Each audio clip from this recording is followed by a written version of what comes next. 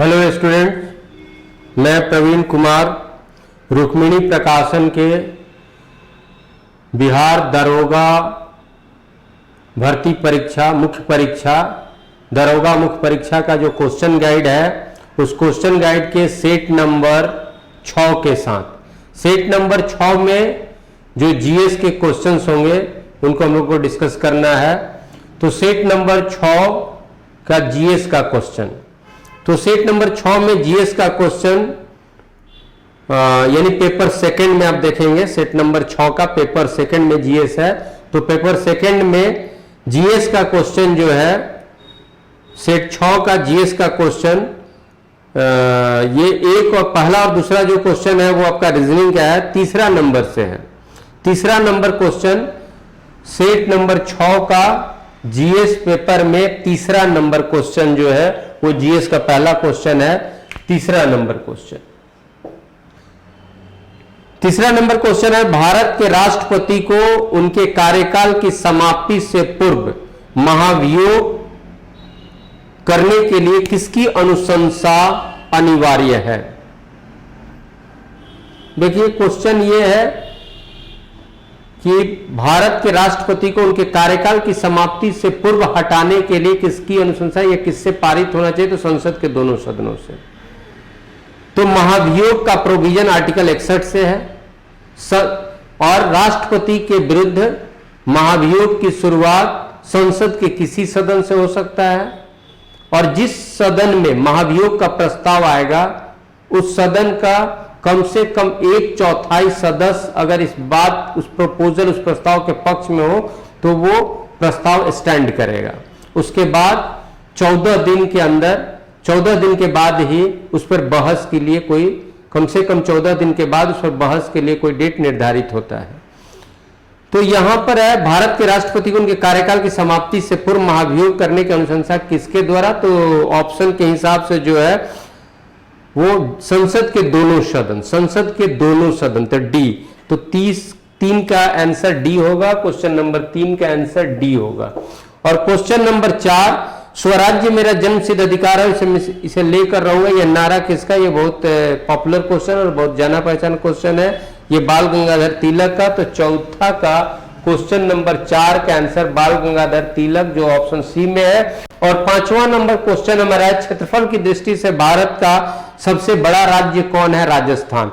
तो क्षेत्रफल की दृष्टि से सबसे बड़ा राज्य जो है वो राजस्थान है। उसके बाद स्थान आता है मध्य प्रदेश का, उसके बाद आता है महाराष्ट्र का और उसके बाद आता है यूपी का।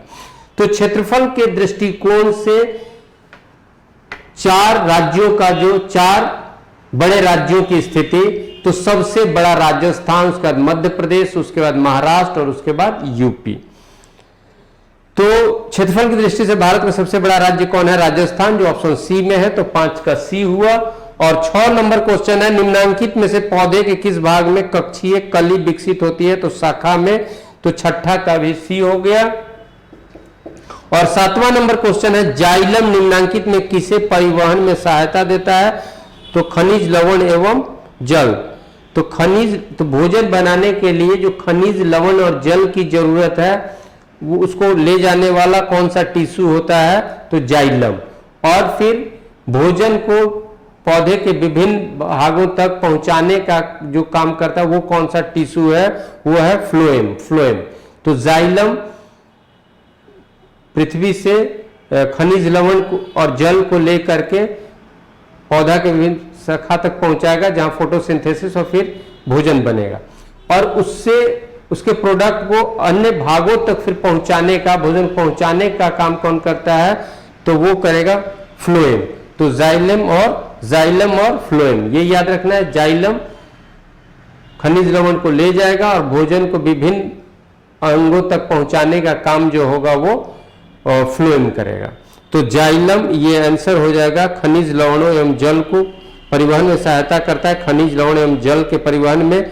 तो 7वां का आंसर बी, 7वां का आंसर हो जाएगा बी। और नेक्स्ट क्वेश्चन 8 नंबर क्वेश्चन है, गैलीलियो के गिरते शरीर के नियम को गैलीलियो के गिरते शरीर के नियम को किस नाम से जाना जाता है, तो गैलीलियो का ये जो नियम है उसको किस नाम से जाना जाता है? तो न्यूटन का पहला नियम, न्यूटन का पहला नियम। तो 8वां का बी। और 9 नंबर क्वेश्चन है, निम्नांकित में कौन सा यंत्र धातु भट्टियों के अंदर के तापमान को मापने के लिए सबसे उचित है? तो पाइरोमीटर। तो भट्टियों में, धातु भट्टियों के अंदर तापमान ये सामान्य स्केल से नहीं तो किस पाइरोमीटर से मापा जाता है। तो उच्च ताप के माप के लिए जो यंत्र है उसको पाइरोमीटर कहते हैं, पाइरोमीटर। तो 9 का आंसर ए, 9 का आंसर ए। और 10 नंबर है, जब एक चींटी काटती है तो किस अम्ल का रिसाव होता है? तो फॉर्मिक एसिड, फॉर्मिक एसिड। तो 10 का बी। और 11 है, इटाई नामक बीमारी के लिए कौन सा धातु उत्तरदायी होता है? तो कैडमियम। कैडमियम के कारण इटाई नामक बीमारी। तो इटाई नामक बीमारी के लिए कौन सा धातु रिस्पॉन्सिबल है? तो किसके कारण होता है? तो कैडमियम। और एक फिर आप देखिएगा 11 के बाद 12, 13 ये आपका मैथ, 14 भी मैथ्स का है। और 15 नंबर क्वेश्चन है, स्वतंत्र रूप से लटके हुए लकड़ी के एक ढांचे में कील ठोकना कठिन होता है, कौन सा नियम इस कथन का समर्थन करता है? तो भाई प्रतिक्रिया का विपरीत प्रतिक्रिया। तो ये जो है बराबर और विपरीत रिएक्शन। तो ये तीसरा। तो यहां पर स्वतंत्र रूप से लटके हुए, तो ये न्यूटन के किस नियम का एप्लीकेशन इसमें दिखेगा? तो वो सी, न्यूटन के तीसरे नियम का। तो 15 का आंसर सी होगा। और 16 नंबर क्वेश्चन है, निम्नांकित में कौन सा विद्युत चुंबकीय तरंग का गुण नहीं है?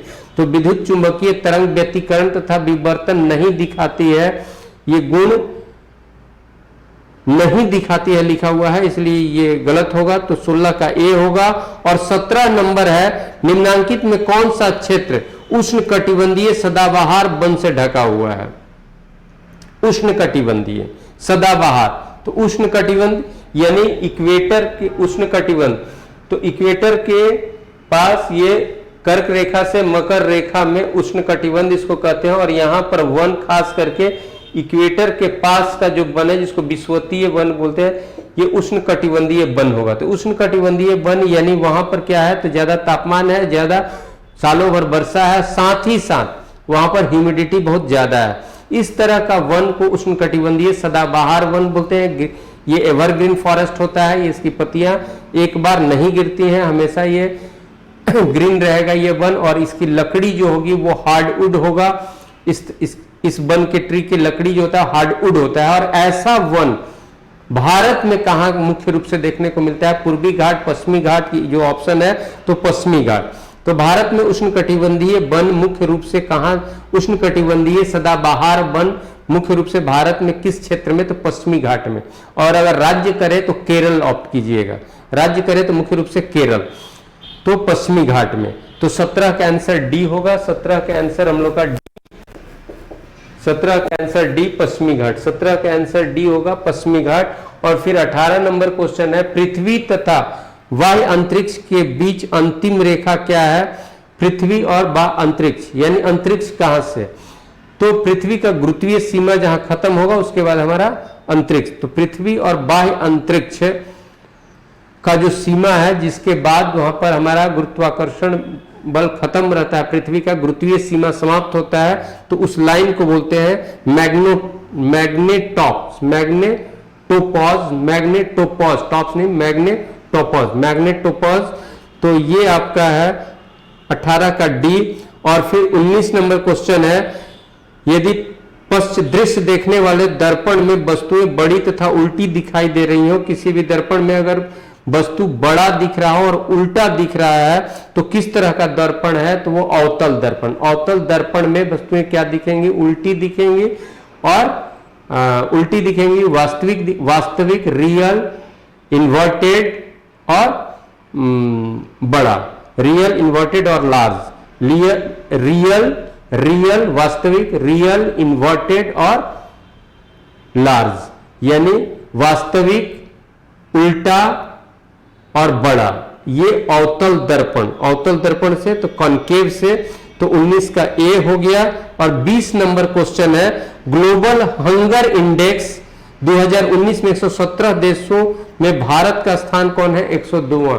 ये बड़ा ही रैंक खराब है, 102। हंगर इंडेक्स, तो ग्लोबल हंगर इंडेक्स में 2019 में जो ग्लोबल हंगर इंडेक्स जो जारी हुआ, उस 117 देशों का लिस्ट जो ग्लोबल हंगर इंडेक्स जारी हुआ, उसमें भारत का स्थान 102 है, 102।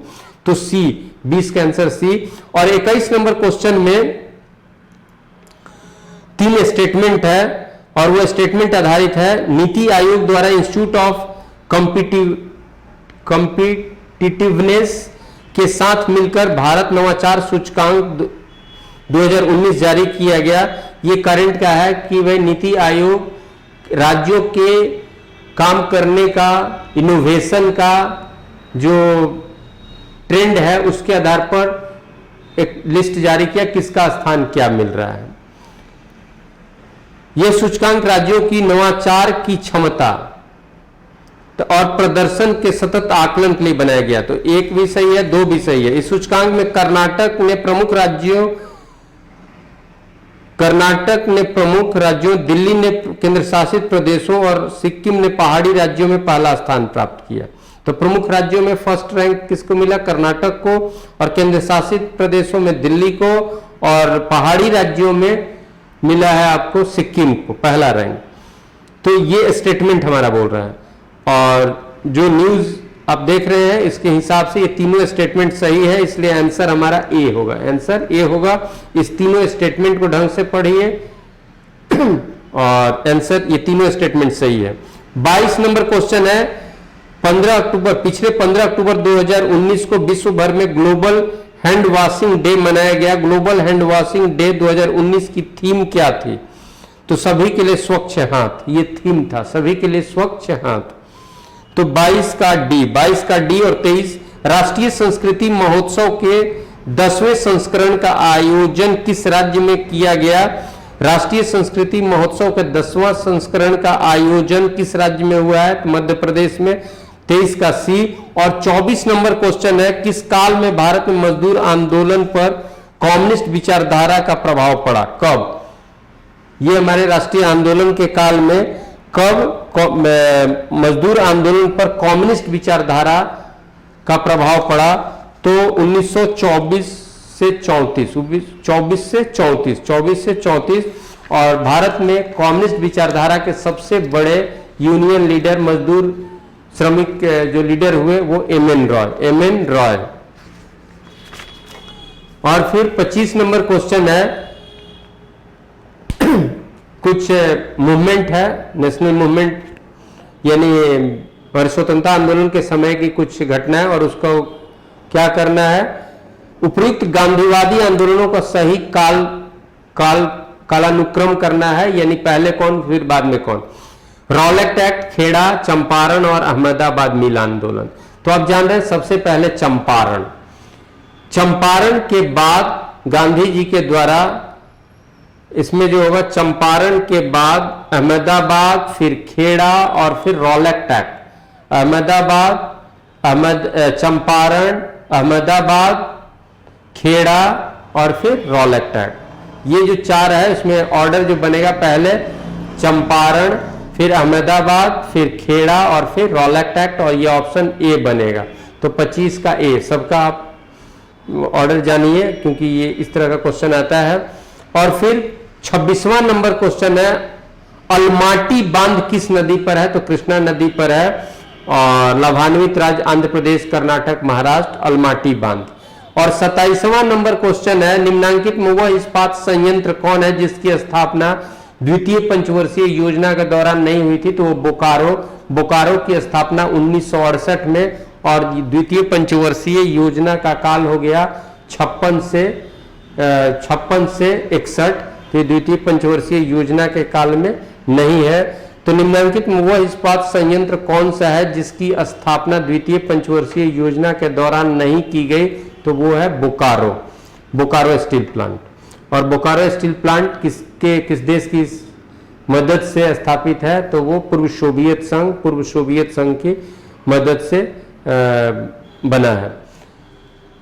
तो द्वितीय पंचवर्षीय योजना में किसकी स्थापना नहीं, तो बोकारो का। फिर 28 नंबर क्वेश्चन है, जम्मू और कश्मीर को जोड़ने वाला सबसे लंबा राष्ट्रीय राज्यमार्ग कौन है, तो वो NH44। NH44 सबसे लंबा राष्ट्रीय राजमार्ग है। इसके पहले NH7 था, लेकिन अब सबसे बड़ा राष्ट्रीय राजमार्ग जो है NH44। इसी मार्ग को पहले NH7 बोला जाता था, अब NH44। अब 29 नंबर क्वेश्चन है, तिलहन के फसल के संबंध में नीचे दिए गए कथनों में से कौन सा कथन सत्य है। इसका उपयोग खाद्य पदार्थ के रूप में तथा प्रसाधन उद्योग में कच्चे माल के रूप में किया जाता है। ठीक है, तिलहन का खाद्य पदार्थ में फूड ऑयल के रूप में तो है ही, साथ साथ कॉस्मेटिक प्रोडक्ट बनाने में भी इसका यूज है, तो वो सही है। तिल ऊपरी भारत में खरीफ की फसल है, जबकि दक्षिणी भारत में तिलहन जो है वो तिल जो है वो रबी फसल है। तिल उत्तरी भारत में खरीफ की फसल तो दक्षिणी भारत में रबी, उत्तरी भारत में खरीफ और रबी, तो ये भी सही है। तो दोनों स्टेटमेंट जो है तिल के बारे में, तिलहन अलग हो गया, यहाँ तिलहन की फसल के संबंध में, तो ये दोनों स्टेटमेंट सही हो जाएगा। तो ए और बी, क्योंकि दूसरा जो स्टेटमेंट है वो तिलहन न करके तिल दिया हुआ है, तिलहन न दे करके तिल दिया हुआ है, और 29 का आपका आंसर हो जाएगा सी, यानी दोनों स्टेटमेंट आपका सही है। और 30 नंबर क्वेश्चन है, मनुष्य एक सामाजिक प्राणी है, यह कथन किसका है। एक सामाजिक प्राणी है, यह अरस्तु का कथन है। मनुष्य एक सामाजिक प्राणी है, यह कथन किसका है, अरस्तु का। और 31 नंबर क्वेश्चन है, भारत और चीन के बीच पंचशील समझौता पर हस्ताक्षर कब हुआ था, तो 1954 में पंचशील समझौता पर हस्ताक्षर, और जवाहरलाल नेहरू और चाउ एन लाई के बीच, चाउ एन लाई, चाइना की तरफ से चाउ एन लाई और भारत की तरफ से जवाहरलाल नेहरू, इन दोनों राष्ट्राध्यक्षों के बीच ये समझौता 1954 में पंचशील समझौता हुआ था। और भारत चीन के साथ दोस्ती का रुख अख्तियार किया, और एक लंबे समय तक दोस्ती का संबंध भारत चाहता था, लेकिन वो बहुत लंबे समय तक नहीं रह पाया। खैर, तो यहां पर क्वेश्चन है कि पंचशील पर हस्ताक्षर भारत और चाइना के बीच किस वर्ष, 1954 में, और दो राष्ट्राध्यक्षों का नाम, तो इसमें जवाहरलाल नेहरू और चाइना की तरफ से चाउ एन लाई, तो 31 का आंसर सी। 32 नंबर, निम्नांकित में कौन सा एक भारत के राष्ट्रीय जलवायु परिवर्तन कार्य योजना के गत मिशनों में शामिल नहीं है, तो नाभिकीय शक्ति जो न्यूक्लियर पावर को हम लोग उसमें नहीं शामिल किए हैं, सौर शक्ति बढ़ाना, और फिर वनीकरण, अपशिष्ट से ऊर्जा परिवर्तन, ये सब है, लेकिन नाभिकीय शक्ति न्यूक्लियर को इस मिशन में शामिल, न्यूक्लियर पावर को इस मिशन में शामिल नहीं किया गया। कौन सा मिशन, राष्ट्रीय जलवायु परिवर्तन कार्य योजना में नाभिकीय शक्ति को शामिल नहीं किया गया है। 33, वायुमंडल के सबसे निचली परत कौन सी है, तो हम लोग बात किए क्षोभ मंडल, ट्रोपोस्फेयर। और 34 नंबर क्वेश्चन है, निम्नांकित में कौन भारत में सामाजिक और धार्मिक सुधार में सक्रियता से नहीं जुड़े थे, इनमें कौन सा। तो राजा Ram Mohan Roy socio religious reformer हुए, पंडित ईश्वर चंद्र विद्यासागर भी बहुत बड़े समाज सुधारक, ज्योतिबा फुले भी समाज सुधारक, और यानी डिप्रेस क्लास का उन्होंने मूवमेंट चलाया, डिप्रेस क्लास के बेहतरी के लिए, तो समाज सुधारक। भारतेंदु हरिश्चंद्र ये साहित्यकार हैं, भारतेंदु हरिश्चंद्र साहित्यकार है, ये समाज सुधारक या धर्म सुधारक के रूप में इनका नाम नहीं, ये इनकी ख्याति है एक साहित्यकार के रूप में, भारतेंदु हरिश्चंद्र। तो 34 का आंसर होगा। हमसे पूछा जा रहा है कि कौन इसमें सामाजिक और धार्मिक सुधार आंदोलन से जुड़ा हुआ व्यक्तित्व नहीं, तो भारतेंदु हरिश्चंद्र, तो हिंदी साहित्यकार, तो 34 का आंसर डी। और 35 नंबर है, भारतीय संविधान के अनुसार आपात स्थिति घोषित करने का अधिकार किसको है, तो राष्ट्रपति को। कितने तरह का आपात, 3 तरह का, 352, 356, 360 से राष्ट्रीय आपात, राष्ट्रपति शासन और वित्तीय आपात। और 36 नंबर क्वेश्चन है, वर्ल्ड इकोनॉमी आउटलुक रिपोर्ट किसके द्वारा प्रकाशित किया जाता है, तो अंतर्राष्ट्रीय मुद्रा कोष के द्वारा। World economic outlook report, world economic outlook report किसके द्वारा प्रस्तुत किया जाता है, तो अंतर्राष्ट्रीय मुद्रा कोष के द्वारा, IMF के द्वारा। तो 36 का आंसर ए। 37 नंबर क्वेश्चन है, किस तब जारी किया जाता है जब न्यायालय को लगता है कोई सार्वजनिक पदाधिकारी अपने कानूनी दायित्वों का पालन नहीं कर रहा और इससे किसी व्यक्ति के मौलिक अधिकार का, यानी किसी सार्वजनिक पद पर आसीन किसी अधिकारी को गाइडलाइन देने के लिए, इंस्ट्रक्शन देने के लिए, आदेश देने के लिए न्यायालय द्वारा जो रीट इशू किया जाता है, किसी के मौलिक अधिकार की रक्षा के उद्देश्य से सार्वजनिक पद पर आसीन किसी अधिकारी को न्यायालय द्वारा जिस रीट से आदेश दिया जाता है उस रीट को क्या कहते हैं? तो परमादेश मैंडमस, परमादेश मैंडमस। तो 37 का बी। 38 नंबर, राष्ट्रीय खेल में उत्कृष्ट उपलब्धि को प्रोत्साहित करने के लिए भारत सरकार द्वारा निम्नांकित में कौन सा पुरस्कार दिया जाता है? राष्ट्रीय खेल में उत्कृष्ट उपलब्धि को प्रोत्साहन के लिए भारत सरकार द्वारा कौन सा पुरस्कार दिया जाता है? अर्जुन पुरस्कार। अर्जुन पुरस्कार खेल में उपलब्धता के लिए दिया जाता है, खेल में उपलब्धि धारण करने पर दिया जाता है अर्जुन पुरस्कार, और ये 1961 से शुरू हो रहा है। और खेल के प्रशिक्षक को दिया जाने वाला पुरस्कार जो है वो द्रोणाचार्य पुरस्कार। तो खिलाड़ी को उसके अच्छे परफॉर्मेंस के लिए अर्जुन पुरस्कार, और खिलाड़ी के प्रशिक्षक को जो पुरस्कार दिया जाता है वो होता है द्रोणाचार्य, यानी अच्छे प्रशिक्षक को दिया जाने वाला जो पुरस्कार है, अच्छे खेल प्रशिक्षक को दिया जाने वाला पुरस्कार है द्रोणाचार्य पुरस्कार, और अच्छे खिलाड़ी को दिया जाने वाला पुरस्कार है अर्जुन पुरस्कार। अर्जुन पुरस्कार 1961 से, और द्रोणाचार्य पुरस्कार बाद में शुरू हुआ है 1985 से। तो अर्जुन पुरस्कार 1961 से और द्रोणाचार्य पुरस्कार 1985 से। नेक्स्ट क्वेश्चन,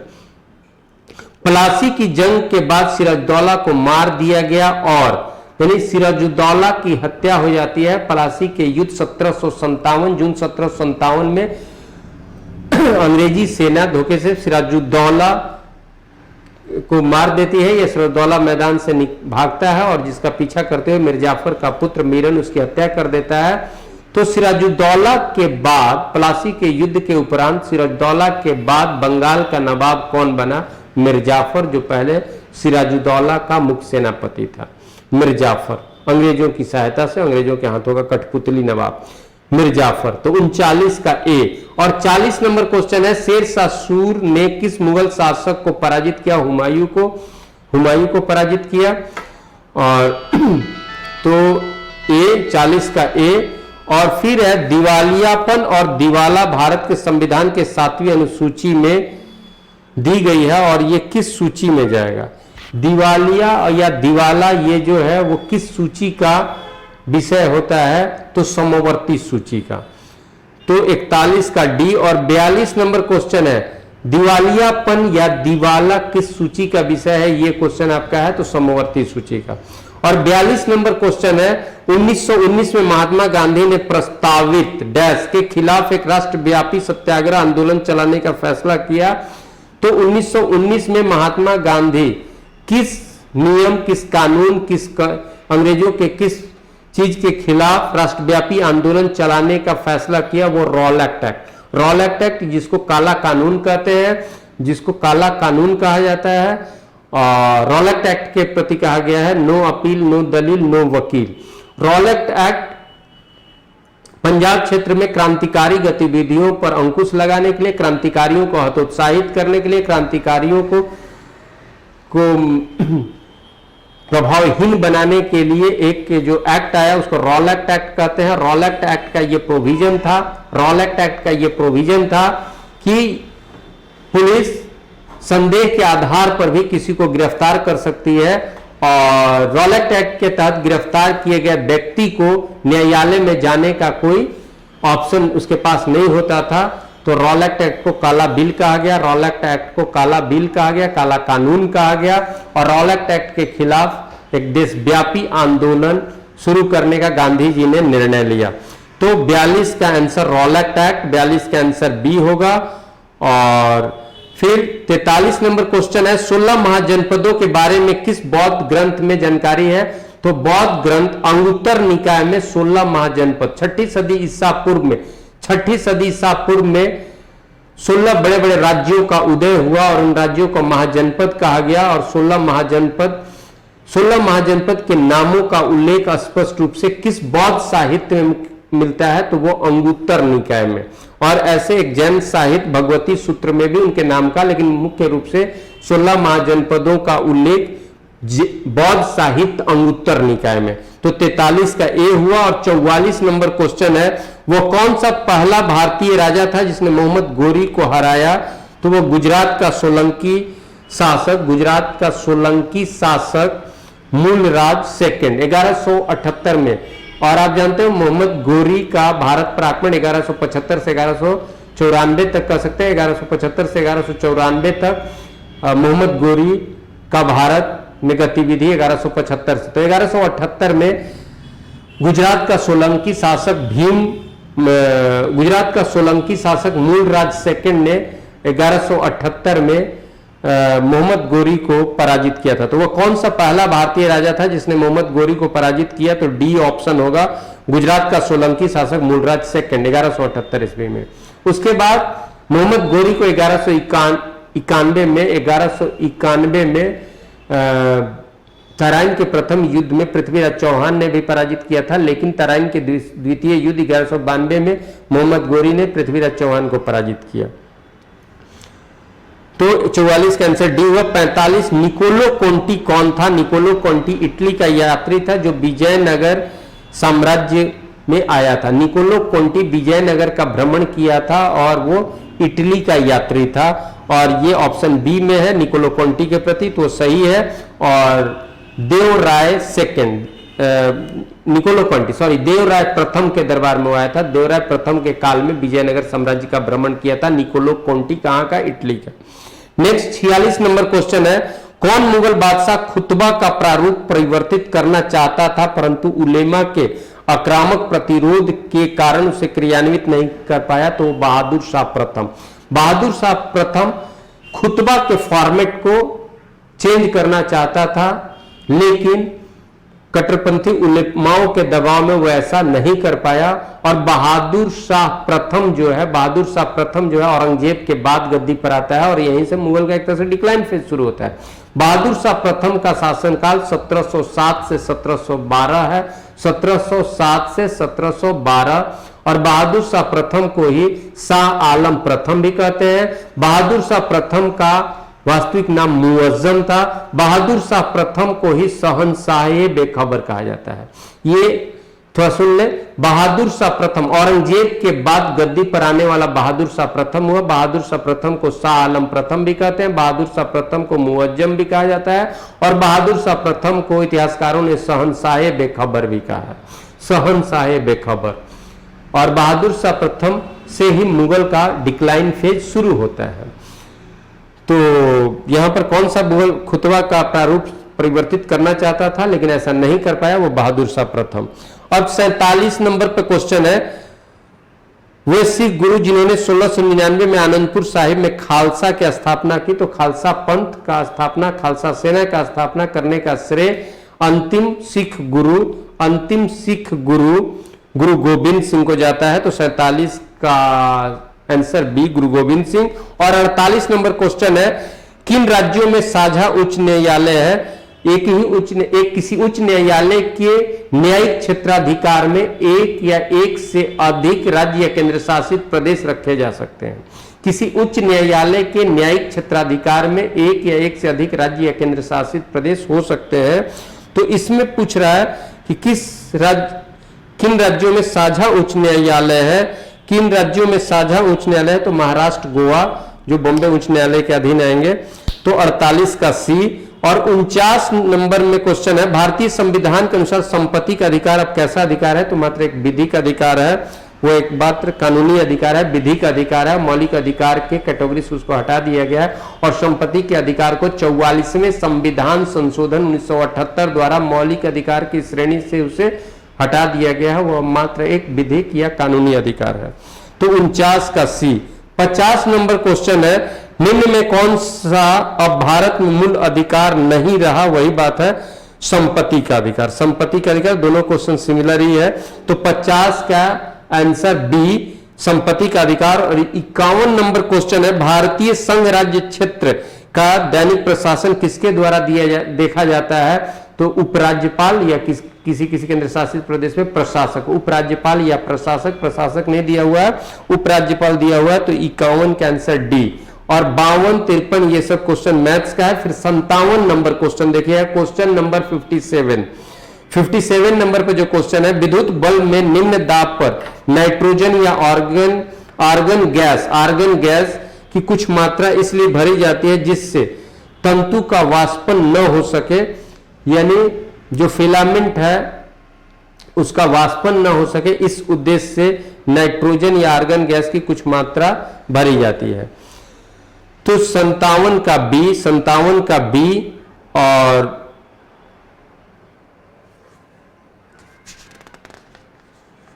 फिर 58 नंबर क्वेश्चन है, अश्व यदि एकाएक चलना, यानी घोड़ा एकाएक चलना अगर प्रारंभ कर दे तो घोड़ा पर जो बैठा हुआ व्यक्ति हो गिरने का आशंका उसको हो जाएगा, किसके कारण? तो जड़त्व का नियम है, विश्राम जड़त्व। क्योंकि घोड़ा विश्राम में था, अब गति में गया तो चूंकि बॉडी आपका विश्राम में रहना चाहता है, खास करके ऊपर वाला हिस्सा, तो वो जड़त्व के कारण, तो विश्राम जड़त्व रेस्ट ऑफ इनर्शिया, तो या इनर्शिया ऑफ रेस्ट कहेंगे। तो 58 का सी। और 59 है, किस राज्य में गेहूं का प्रचुर मात्रा में उत्पादन होता है? तो उत्तर प्रदेश में सबसे ज्यादा गेहूं, का उत्पादन उत्तर प्रदेश से होता है। लेकिन उत्पादकता के आधार पर प्रति हेक्टेयर ज्यादा गेहूं कहां? तो पंजाब में। और तो 59 का सी। और 60, जब सूर्य से पृथ्वी की दूरी अधिकतम होती है तो उसे क्या कहा जाता है? जब सूर्य से पृथ्वी की दूरी अधिकतम होती है, जब अधिकतम दूरी होगा तो उसको अपसौर कहेंगे, और जब कम दूरी होगा, निकटतम दूरी होगा, तो उसको उपसौर कहते हैं। तो जब पृथ्वी और सूर्य के बीच यहां अधिकतम दूरी, तो अधिकतम दूरी अपसौर, अधिकतम तो अपसौर, अ से अधिकतम तो अपसौर, अ से अधिकतम तो अपसौर। और अपसौर को इंग्लिश में बोलेंगे, अधिकतम दूरी, पृथ्वी और सूर्य के बीच की अधिकतम दूरी की स्थिति को अपसौर कहते हैं। और अपसौर को इंग्लिश में बोलते हैं एपिहीलियन, एपिहीलियन। तो पृथ्वी और सूर्य के बीच के अधिकतम दूरी को एपिहीलियन कहते हैं, अपसौर कहते हैं, और वो स्थिति 4 जुलाई को बनता है। तो सूर्य से पृथ्वी की दूरी अधिकतम होती है, उसे क्या कहा जाता है? अपसौर, 4 जुलाई, एपिहीलियन। और पृथ्वी और सूर्य के बीच निकटतम स्थिति जो बनता है उसको उपसौर बोलते हैं, पेरिहीलियन बोलते हैं, पेरिहीलियन, PERIHELION, पेरिहीलियन बोलते हैं, उपसौर बोलते हैं। और ये स्थिति बनता है 3 जनवरी को। तो 4 जुलाई एपिहीलियन, अपसौर, और 3 जनवरी पेरिहीलियन, उपसौर। यह क्वेश्चन है, सूर्य से पृथ्वी की दूरी अधिकतम होती है, उसको क्या कहते हैं? अपसौर, बी। तो 60 का आंसर बी हुआ। 61 नंबर क्वेश्चन देखेंगे, इनमें से भारत का प्रमुख जलयान निर्माण केंद्र कौन सा है? प्रमुख जलयान यानी शिप निर्माण का सबसे बड़ा केंद्र कौन सा है? तो वो कोचीन है, केरल में, कोची या कोचीन, केरल। यह ऑप्शन है कोचीन, पारादीप, कांडला, तुतीकोरन। तो ये कोचीन होगा।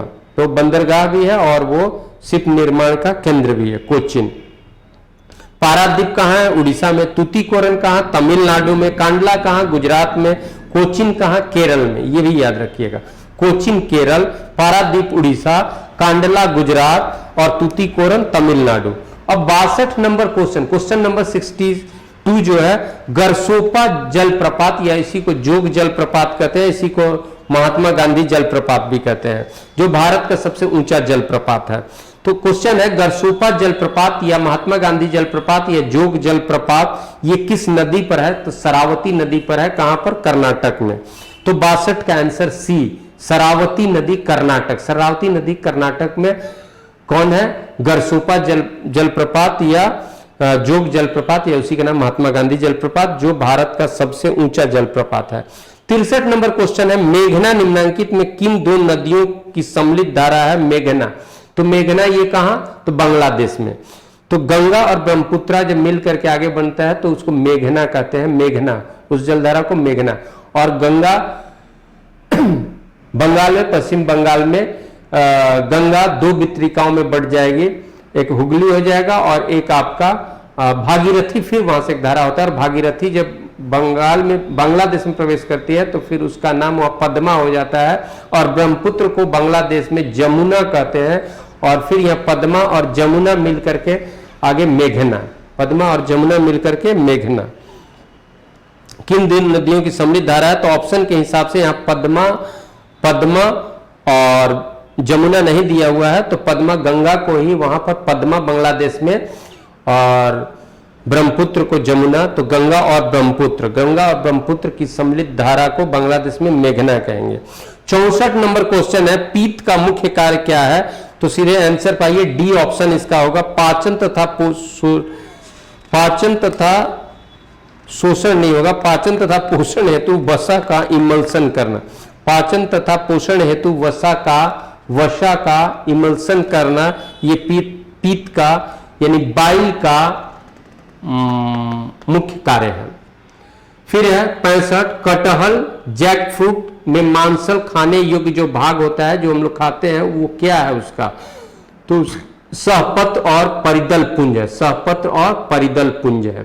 तो 65 का सी, तो कटहल जैक फ्रूट का जो खाने वाला इटेबल जो पार्ट है उसको हम लोग ब्रैकेट्स और पेरिहेंथ कहते हैं, ब्रैकेट्स और पेरिहेंथ, यानी उसका जो इटेबल पार्ट होता है वो क्या होता है?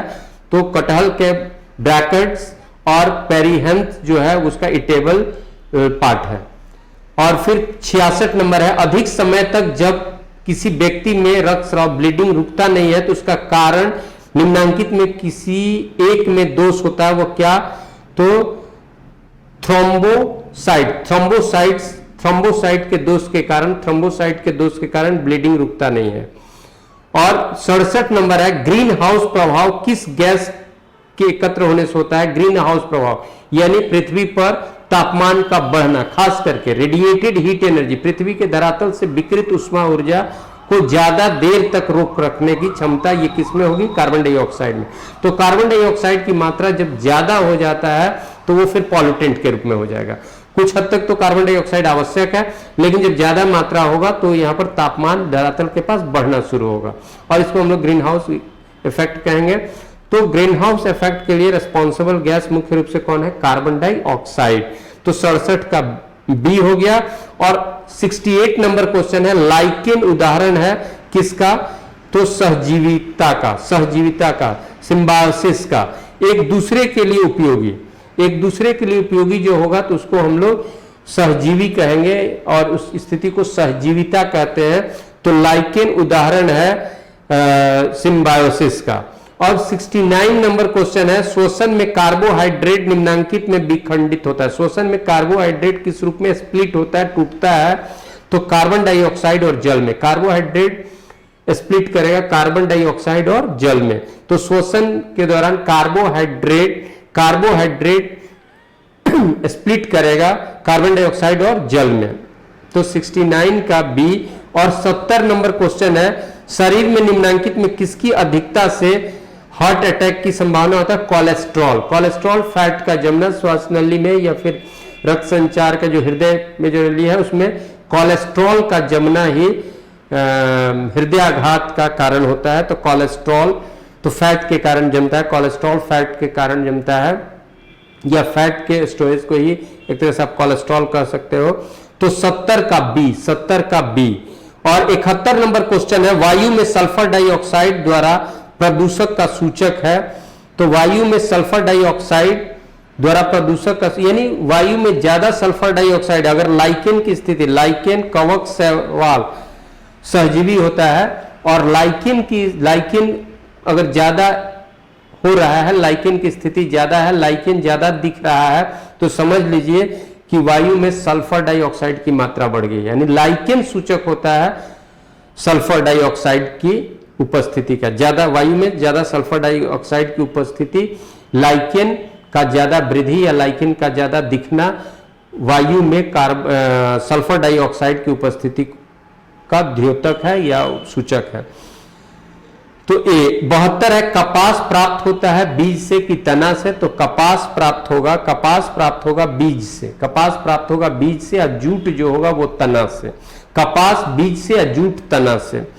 और फिर रीजनिंग का क्वेश्चन है, आगे हम लोग देखते हैं। 72 के बाद रीजनिंग का क्वेश्चन दिख रहा है और फिर हम लोग का जनरल स्टडीज का क्वेश्चन फिर दिख रहा है 83 नंबर क्वेश्चन। 77 के बाद 77 नहीं 72 नंबर क्वेश्चन के बाद जो है डायरेक्ट सब रीजनिंग का क्वेश्चन है और 72 नंबर के बाद जो जनरल स्टडी का क्वेश्चन दिख रहा है वो 83 नंबर पर 83 नंबर पर क्वेश्चन है। बिहार में कुल कितने प्रमंडल, प्रमंडल यानी कमिश्नरी, ये आपके एग्जाम के लिए इंपॉर्टेंट दिख रहा है। तो बिहार में कुल कितने प्रमंडल हैं, तो 9 प्रमंडल है। बिहार में कुल कितना जिला है, तो 38 जिला है। तो बिहार में कुल कितना प्रमंडल, 9 प्रमंडल यानी कमिश्नरी, जिला के ऊपर कमिश्नरी। तो प्रमंडल 9, जिला 38, अनुमंडल 101 और प्रखंड 538। क्योंकि बिहार का आप एग्जाम देने जा रहे हैं तो आप तो इसको देखे ही होंगे, फिर भी मैं एक बार रिकॉल करा रहा हूं। बिहार में कुल कितने प्रमंडल यानी कमिश्नरीज हैं, तो 9। बिहार में कुल कितने जिले हैं, डिस्ट्रिक्ट्स 38। और बिहार में कुल कितना सब डिवीजन अनुमंडल है, 101। और बिहार में कुल कितना ब्लॉक और सर्कल है, तो 538। और फिर हम लोग ये भी कह सकते हैं बिहार में कुल कितना पंचायत है, पंचायत तो 8398, 8398 पंचायत। तो ये सब भी पूछ सकता है। और ये 9 कमिश्नरीज हैं और ये 9 कमिश्नरी, ये नाम भी याद रख लिए, 38 तो नहीं लेकिन ये 9 कमिश्नरी का नाम याद रखिएगा। क्वेश्चन ऐसे फ्रेम किया जा सकता है, निम्नांकित में कौन बिहार की कमिश्नरी नहीं है, या 9 कमिश्नर, ये कमिश्नरियों में कौन आता है, कौन नहीं है, कौन है, इस तरह का क्वेश्चन हो सकता है। तो 9 कमिश्नरी का नाम आपको याद रखना है। तो मगध हो गया, पटना हो गया, मुंगेर हो गया, भागलपुर हो गया, सारण हो गया, पूर्णिया हो गया, तिरहुत हो गया, कोसी हो गया और दरभंगा हो गया। तो बिहार के 9 कमिश्नरीज के नाम, बिहार के 9 प्रमंडलों के नाम, मगध, पटना, मुंगेर, भागलपुर, सारण, पूर्णिया, तिरहुत, कोसी, दरभंगा।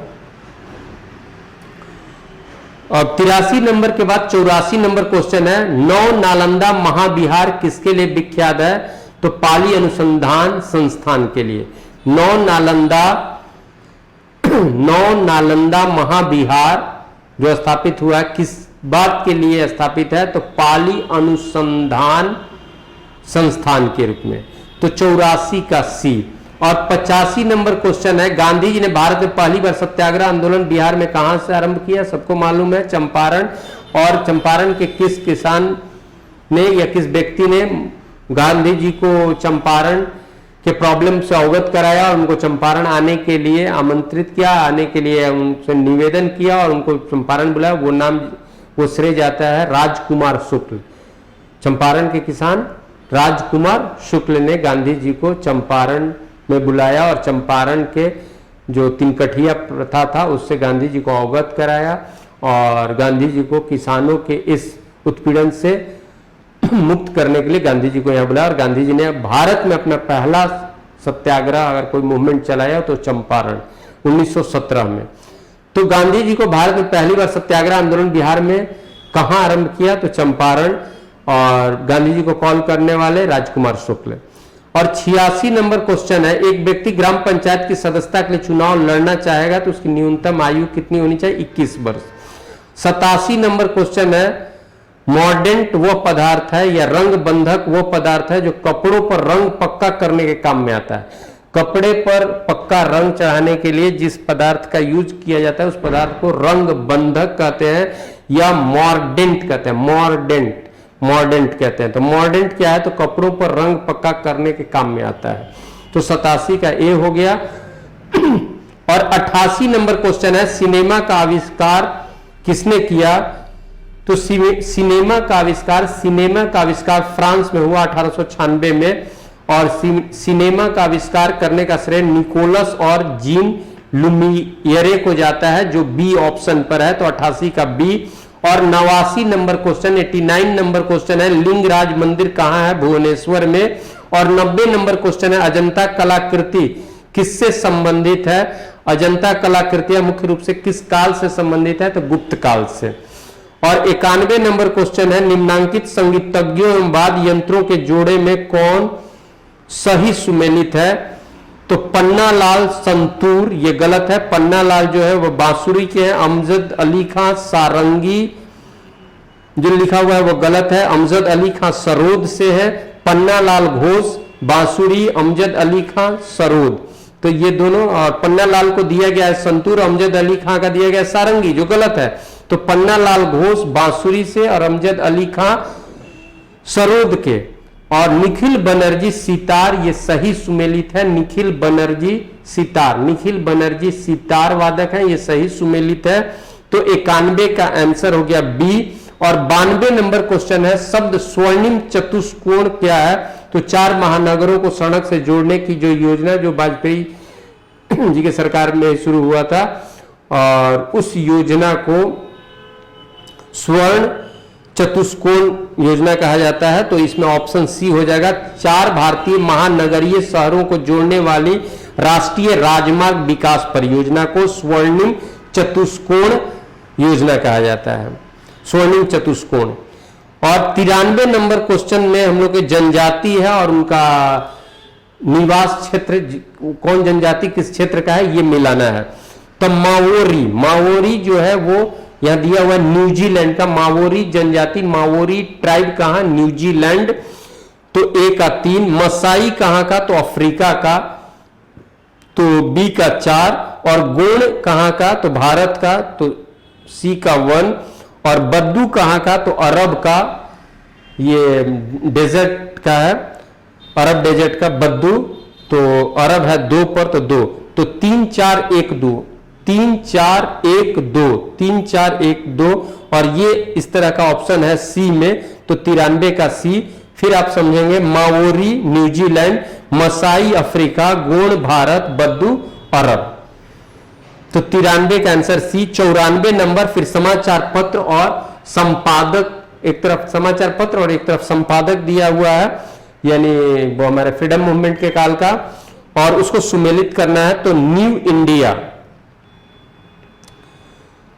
इसमें हमको चुनना है कि कौन सा इसमें सुमेलित नहीं है, सॉरी इसमें चुनना है कौन सुमेलित नहीं है। तो न्यू इंडिया एनी बेसेंट सही है। इंडियन मिरर देवेंद्रनाथ टैगोर, ये भी सही है। हरिजन के साथ भीमराव अंबेडकर नाम दिया हुआ है, तो हरिजन पत्र के संपादक भीमराव अंबेडकर नहीं, हरिजन पत्र गांधी जी का, महात्मा गांधी का, इसलिए सी जो है वो सुमेलित नहीं है। रास्तर गुफ्तर दादा भाई नौरोजी, वो भी सही है। तो न्यू इंडिया एनी बेसेंट सही है। इंडियन मिरर देवेंद्रनाथ टैगोर सही है। रास्त्र गुफ्तार दादा भाई नौरोजी, वो भी सही है। हरिजन जो है वो भीमराव अंबेडकर दिया हुआ है, जो सुमेलित नहीं है, वहां पर होना चाहिए महात्मा गांधी। तो आंसर हमारा सी होगा, आंसर सी होगा। और 95 नंबर में एक तरफ कुछ मतलब कि मोन्यूमेंट्स है या फिर कुछ जगह है, और एक तरफ वो कहां पर है, इस तरह का कुछ दिया हुआ है। तो वृंदावन गार्डन, तो Vrindavan garden Mysore Karnataka.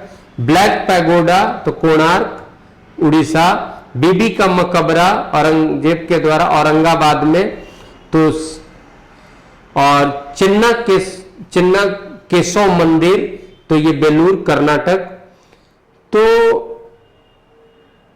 Vrindavan garden Mysore, black pagoda Konark, Bibi ka Maqbara Aurangabad और चिन्ना केशव मंदिर बेलूर। और इस तरह से 3 1 4 2 बन रहा है, और जो डी ऑप्शन पर बनता है 3 1 4 2 डी ऑप्शन में दिया हो, तो 95 का डी। अब 96 नंबर क्वेश्चन है, विश्व जनसंख्या दिवस कब मनाया जाता है? 11 जुलाई। और फिर 97 नंबर क्वेश्चन में फिर हम लोगों को सुमेलित करना है, ऑस्ट्रेलियन ओपन कहां पर होता है? तो मेलबोर्न में। फ्रेंच ओपन कहां? पेरिस में। विंबलडन कहां? लंदन में। यूएस ओपन कहां? न्यूयॉर्क में। ये ऑलरेडी मैच्ड है। तो 1 2 3 4, 1 2 3 4, ये आपका आंसर वाले कूट में ए में है, तो हमारा आंसर होता है ए, 97 का ए। और 98 नंबर क्वेश्चन है, लोक नृत्य और राज्यों के युग में कौन सा सुमेलित नहीं है, ये चुनना है। तो झूमर हरियाणा, ये गलत है। झूमर जो है लोक नृत्य वो हरियाणा का नहीं है, वो बिहार झारखंड का है। झूमर बिहार झारखंड पश्चिम बंगाल का है। बिहार झारखंड पश्चिम बंगाल का झूमर है, ये हरियाणा दिया हुआ है, तो ये सुमेलित नहीं है, यही हमारा आंसर होगा। तो झूमर बिहार झारखंड पश्चिम बंगाल, तमाशा महाराष्ट्र सही है, कजरी उत्तर प्रदेश और बाउल पश्चिम बंगाल सही है। तो झूमर जो है वो हरियाणा का लोक नृत्य नहीं है, इसलिए ये सुमेलित नहीं हुआ और 98 का ये आंसर हो जाएगा ए। और 99 नंबर में दो स्टेटमेंट है। पहला कथन जो है, भारतीय बाल कल्याण परिषद के तत्वावधान में वर्ष 1975 से राष्ट्रीय वीरता पुरस्कार प्रदान किया जा रहा है। ये स्टेटमेंट फर्स्ट है। सेकंड है, पुरस्कृत बच्चों को, जो कारण के रूप में, पुरस्कृत बच्चों को भारतीय बाल कल्याण परिषद के प्रायोजक कार्यक्रम के तहत स्कूली शिक्षा पूरी करने के लिए वित्तीय सहायता प्रदान की जाती है। ये दूसरा स्टेटमेंट है। तो स्टेटमेंट फर्स्ट थोड़ा गलत होगा। गलत इसलिए कि वीरता पुरस्कार भारतीय बाल कल्याण परिषद के तत्वावधान में दिया जाता है, लेकिन 1975 से नहीं, 1957 से दिया जा रहा है, 1957 से। तो इसलिए ए गलत हो जाएगा और आर सही होगा। और उस तरह का ऑप्शन आपका डी में है। ए गलत है परंतु आर सही है, तो 99 का डी। और 100वां नंबर क्वेश्चन, जो लास्ट क्वेश्चन इस सेट का है, डॉब्सन इकाई का प्रयोग किस बात के लिए किया जाता है? डॉब्सन किस बात का इकाई है? तो वो ओजोन परत की मोटाई नापने में डॉब्सन इकाई का प्रयोग था। डॉब्सन इकाई ओजोन परत की मोटाई, ओजोन परत का थिकनेस मापने के लिए जो इकाई है वो डॉब्सन इकाई है। तो 100 का आंसर डी होगा। 100 का आंसर डी होगा। डॉब्सन इकाई का प्रयोग किया जाता है ओजोन परत की मोटाई मापने के लिए। डॉब्सन इकाई का प्रयोग किया जाता है ओजोन परत की मोटाई मापने के लिए। और इस तरह से सेट 6 के जनरल स्टडीज के क्वेश्चंस को हम लोगों ने देखा। फिर अगले सेट के साथ थैंक यू।